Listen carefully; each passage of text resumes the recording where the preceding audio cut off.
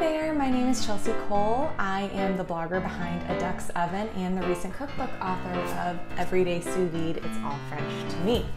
I self-published my cookbook, so this happened just a few months ago, back in November, and one of the most common questions that I get asked is, why did you choose to go the self-publishing route instead of writing a proposal and trying to get a traditional publisher? I'm also gearing up to create some awesome resources for other food bloggers, walking them through the steps of self-publishing. And again, this is the most common question I get asked throughout this process.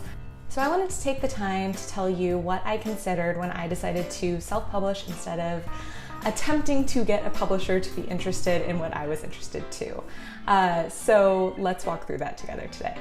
Before we get started, a little disclaimer, I have not traditionally published a book. So when I'm telling you the pros and cons between self-publishing and traditional publishing, this is from the perspective of someone who has self-published a book herself and someone who has talked to other cookbook authors, both those that have self-published and have gone the traditional publishing route.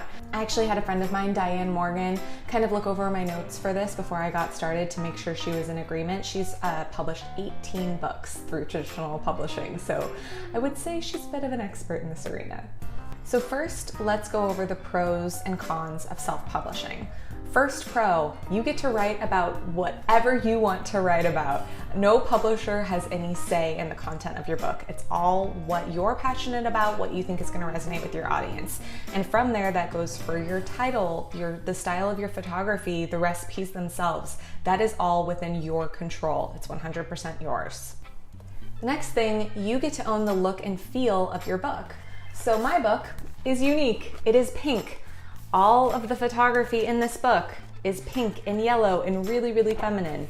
A lot of other publishers might not have wanted to go that route with a book because it's a bold thing to do. I intentionally chose to do this, one, because if you follow my blog or my Instagram, you know that's the entire look and feel of my content. So I really wanted it to match what I do, but also because, so my book is all about sous vide cooking, and sous vide tends to be really, really masculine. If you go onto Amazon and search sous vide cookbook, it's all black and dark and moody, and I wanted my book to stand out from the rest. So this was really important to me when I was going through the process of developing my book. The next big thing is that it's all on your timeline. So for a lot of people, this might mean slowing it down. For me, this meant speeding it up. If you go the traditional publishing route, a lot of times your book, it's gonna be 2 years before it comes out and is available to the public. I wanted mine to be done in about 6 months.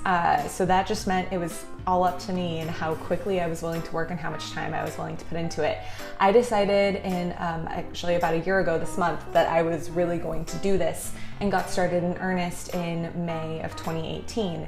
My goal was Black Friday weekend. And I met that goal, which was I was technically late by 2 days, but you know what, I'm calling it good. So that was completely on me though, how quickly I wanted to get it done. Okay, so now the most exciting pro, potentially to some of you, you get to keep all of the royalties. So what that means is for every book that somebody purchases, you get a little bit of money. With traditional publishing, that gets split up between the publisher and anybody else who helped develop your book. When you self-publish, 100% of that money goes to you. So some of the cons of self-publishing, let's talk about those.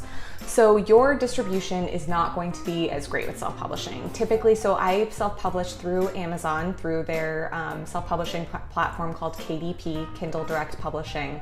And so my book is available on Amazon and then through some independent distributors as well through them. I'm currently working on getting it uploaded to other platforms, so it's distributed a little bit more widely, but it's not going to just be fed into a distribution system, so it can be available in bookstores like Barnes & Noble or whatever it might be. Those bookstores have to learn about your book and then choose to pick it up, which I've had success with locally in some kitchen supply stores, but that is definitely the more difficult route. You also have a smaller network for PR. Nowadays, you are expected to do a ton of your own marketing and PR with the way the digital landscape is. But in terms of traditional PR, that might be a little bit more difficult, especially if you don't have a background in PR. So that's not something that you have like ready access to. Nobody's gonna be sending a bunch of books to journalists or magazines on your behalf. You just have to take the initiative to do that yourself, to find those people and find the contacts. So that's a little tricky too. You have to source people to help with your book, and largely that's going to be recipe testers, which you'd have to do anyways if you went the traditional publishing route, people to edit your book, which they would edit it for you if you were traditionally publishing, but you can also find freelancers very easily nowadays who will help you edit your book, and they can be really cost effective depending on how you work this out. And hey, you can always tap into your network of friends and family. Just be careful doing that and make sure they're people who are going to really carefully read your book.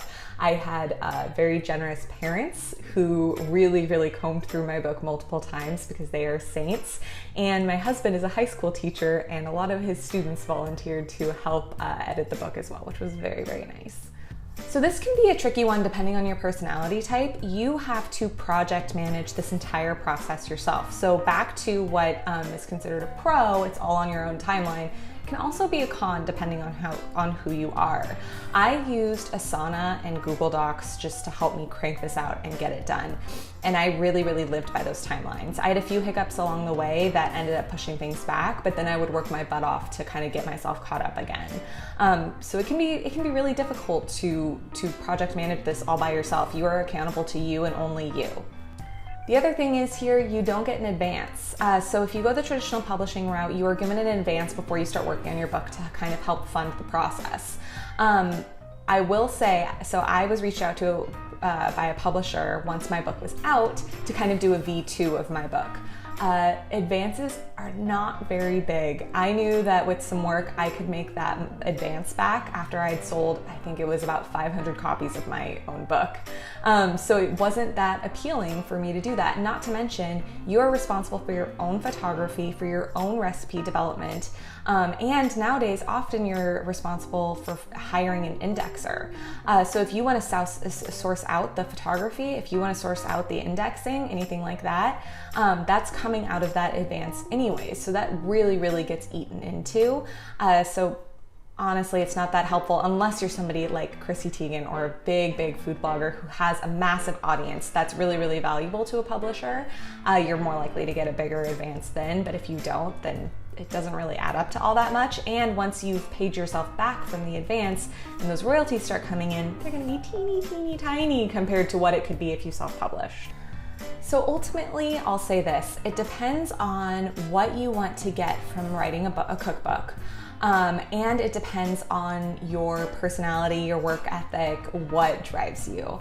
In terms of what you're hoping to gain from writing a cookbook, if you're hoping to have this thing that gives your brand, your blog, some extra weight, if you are looking to have this kind of legacy thing that you get to point to professionally, self-publishing can be a great route for you because you can just go in there and get it done. You don't have to worry about finding a literary agent, about pitching your concept to publishers. You can just get started and get it done. You're gonna have this thing that you've created. If you're looking for this to boost your visibility exponentially, so if you're looking to get more of a following from this in a big way, try the traditional publishing route because the PR is just not going to be quite the same when you self-publish. There's a lot you can do from a PR and a marketing perspective. I'm a marketer by day, so luckily I haven't had too much trouble with this.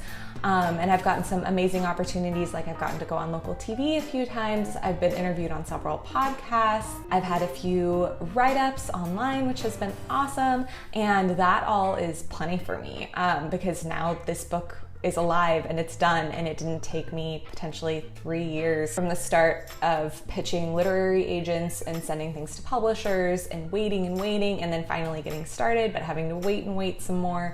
I just got in there and I got it done, and I'm really proud of what I have done. So that could be a great route for you. And again, I was reached out to by a publisher after I published my book because they saw my book and heard about it. So that could open the doors to the traditional publishing route if that's still something you're interested. That being said, when I've talked to several cookbook authors who've always done the traditional publishing route, and they are seriously considering switching to self-publishing because now so much is expected of the author, from the photography to the marketing to the PR to hiring people yourself to help work on the book, that frankly it's a better value for you to just go ahead and do it yourself, especially because you can hire a team for support. For example, one of the things I most recommend is hiring a photography assistant or just begging friends and family. My mom came over and helped me with all of my photo shoots, aka she did dishes, she helped with the shot setup for the next scenes, and that was so amazing and so helpful. If you really want to, you could hire a food stylist. You can outsource the photography. As I was saying earlier, a lot of times through the traditional publishing route, people outsource their photography anyways, and then they have to pay for that out of their own advance. You have to hire editors and things like that, but all these people are going to be there to support you, and you're never managing too many people at once because this all happens in stages. So it's really not too scary if you just want to dive in and get this book done yourself. So I hope this encouraged you to give self-publishing a look and didn't scare you, because it's really, really not too scary. I'm gonna have some amazing resources that truly walk you through the self-publishing process here very soon that I'm so excited about, and I can't wait to see your cookbooks too. This has been so fun for me, and I'm so excited to see other food bloggers do the same process, because there's nothing quite as exciting for a food blogger like the prospect of writing a cookbook. If you have any questions about this process, please reach out to me on Instagram. My handle is @ducksoven, or you can email me. I'm happy to email back and forth with you if you have questions about this, and that's Chelsea, CHELSEA, @aducksoven.com. Talk to you soon.